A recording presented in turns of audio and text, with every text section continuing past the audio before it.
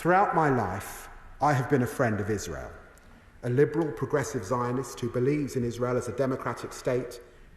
It is with regret that I inform the House today the assessment I have received leaves me unable to conclude anything other than that for certain UK arms exports to Israel, there does exist a clear risk that they might be used to commit or facilitate a serious violation of international humanitarian law.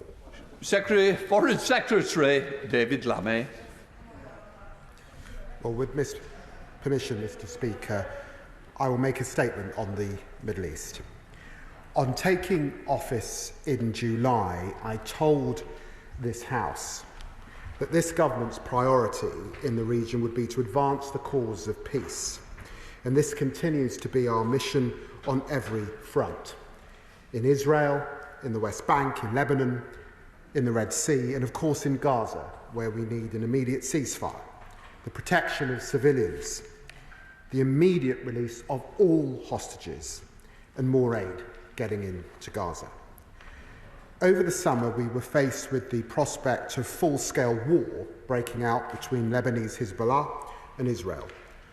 On each of the 3 visits I've made to the region, including alongside my right honourable friend, the Defence Secretary, and most recently a joint visit with the French Foreign Minister Ségoné, I have urged Lebanese Hezbollah, the Lebanese government, and Israel to engage with the US-led discussions to resolve their disagreements diplomatically and to reach a peaceful resolution through the implementation of the UN Security Council Resolution 1701. And as we continue to work with our allies and partners to push for a diplomatic solution, we nonetheless stand ready for the worst-case scenario, including the potential evacuation of British nationals. And our message to those still in Lebanon remains clear: leave now. Mr. Speaker, our common goal of peace in the Middle East will never be lasting until there is safety, security and sovereignty for both Israel and a Palestinian state. We must all keep at the forefront of our minds the pain, the anguish, the horror that this conflict has caused for so many ordinary civilians. The victims of the October the 7th atrocity, the hostages, and all those still enduring unimaginable suffering, whether they're hoping to see their loved ones again or mourning their loss, as the tragic events of this weekend illustrate, as the bodies of 6 murdered hostages were recovered.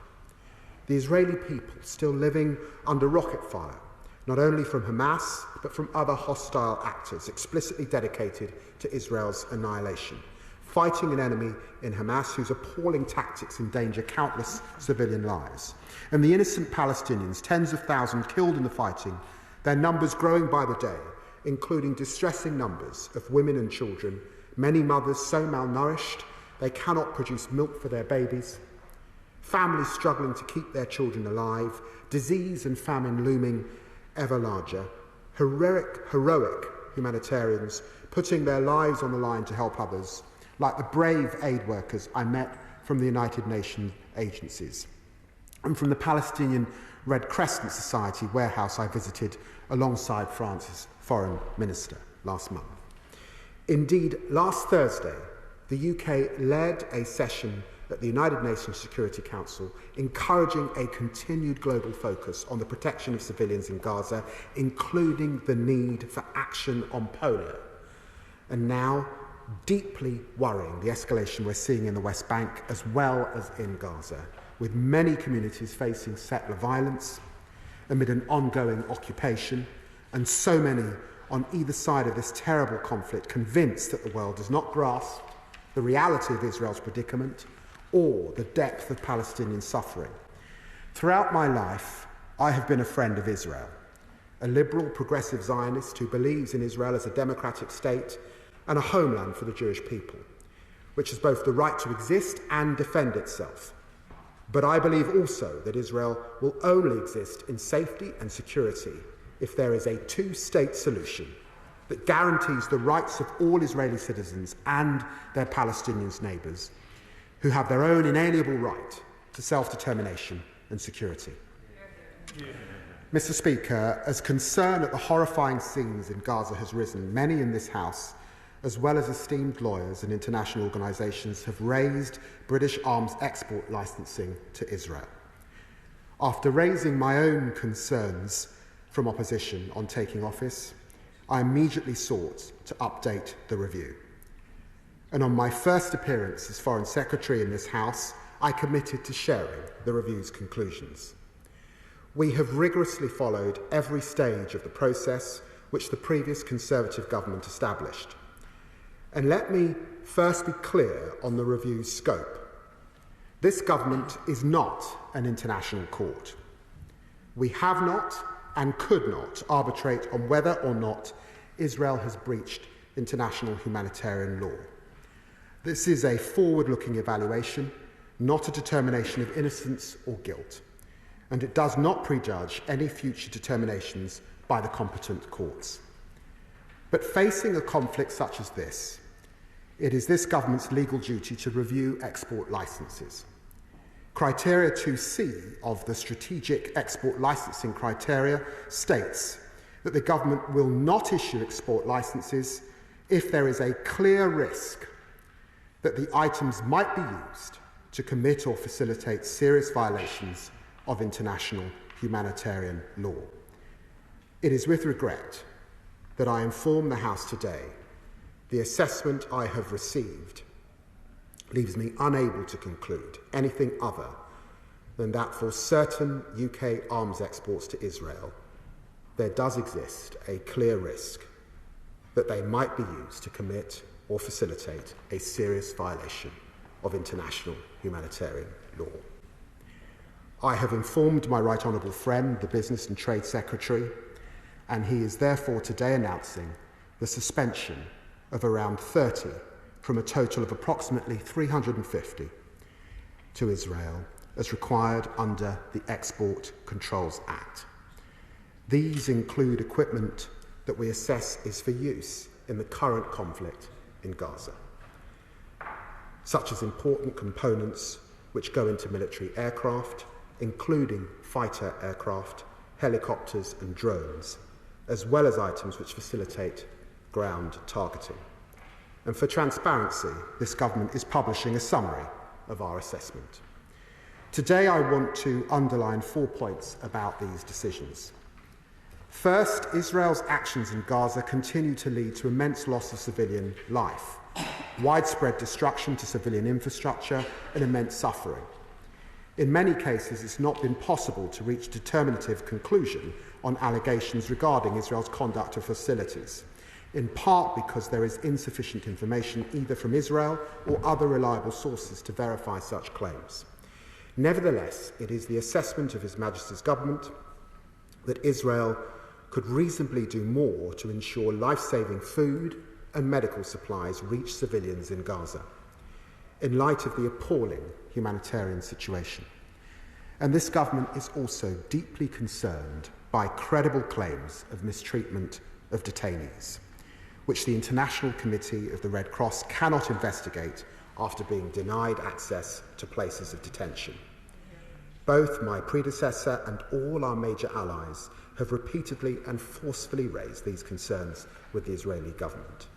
Regrettably, they have not been addressed satisfactorily. Second, there can be no doubt that Hamas pays not the slightest heed to international humanitarian law and endangers civilians by embedding itself in the tightly concentrated civilian population and in civilian infrastructure.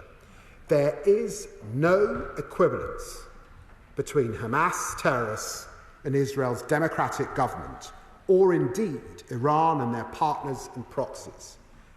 But to license arms exports to Israel, we must assess their compliance with international humanitarian law, notwithstanding the abhorrence of their opponents' tactics and ideology. Third, this is not a blanket ban. This is not an arms embargo. It targets around 30, approximately 350 licenses to Israel in total for items which could be used in the current conflict in Gaza. The rest will continue. Neither will the action we are taking have a material impact on Israel's security. This suspension only covers items which might be used in the current conflict.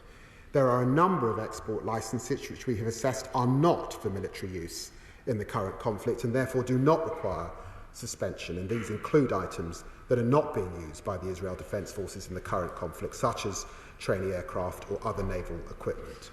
And these also include export licenses for civilian use, covering a range of products such as food testing chemicals, telecoms and data equipment. Nor will it prejudge the international collaboration global F-35 programme that supplies aircraft for more than 20 countries. And that is crucial to wider peace and security.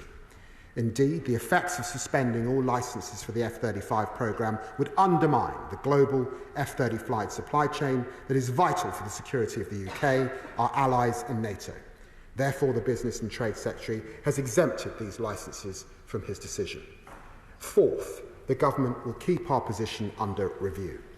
Commitment to comply with international humanitarian law is not the only criteria in making export licensing decisions. We will continue to work with our allies to improve the situation, and foreign policy, of course, involves tough choices. But I will always seek to take such decisions in line with our principles, and I will keep this House updated in line with the previous commitment.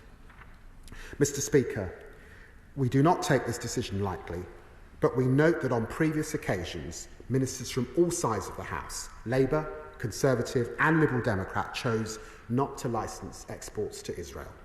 In 1982, Margaret Thatcher imposed a full arms embargo and oil embargo on Israel as they fought in Lebanon. Conflicts in Gaza prompted Gordon Brown to suspend 5 licenses in 2009, and Vince Cable chose not to issue new licenses while conducting a review in 2014. Like them, this government takes seriously its role in applying export licensing law, reflecting the published criteria and the specific circumstances. But let me leave this House in no doubt. The UK continues to support Israel's right to self-defence in accordance with international law. In April, British fighter jets intercepted Iranian missiles aimed at Israel, preventing significant loss of civilian life. We supported robust action against the Iranian-backed Houthis in Yemen, who have attacked Israel directly as well as Israel-linked shipping. And Iran should be in no doubt of our commitment to challenge their reckless and destabilising activity in the region and across the world. We will continue to work hand in glove with our international partners to stand up to Iranian aggression and malign activity wherever it is found. And we continue to hold Iran to account, including through extensive sanctions. And today we're doing so again. We're announcing new sanctions on 4 IRGC force targets who have a role in supporting Iranian proxy actions in Iraq, Syria and Lebanon through the UK's dedicated Iran sanctions regime. We've sanctioned over 400 Iranian individuals and entities. And through our work with partners, we are exposing and containing Iran's destabilising weapons development, where soon we'll be introducing further regulations to bolster existing bans on the export of goods and technology significant to Iran's production of drones and missiles. So let me be clear. We will continue to work with Israel and our partners to tackle the threat from Iran across the region. This government will continue to stand for Israel's security, and we will always do so in a manner consistent with our obligations to domestic and international law. Mr. Speaker, I commend this statement to the House.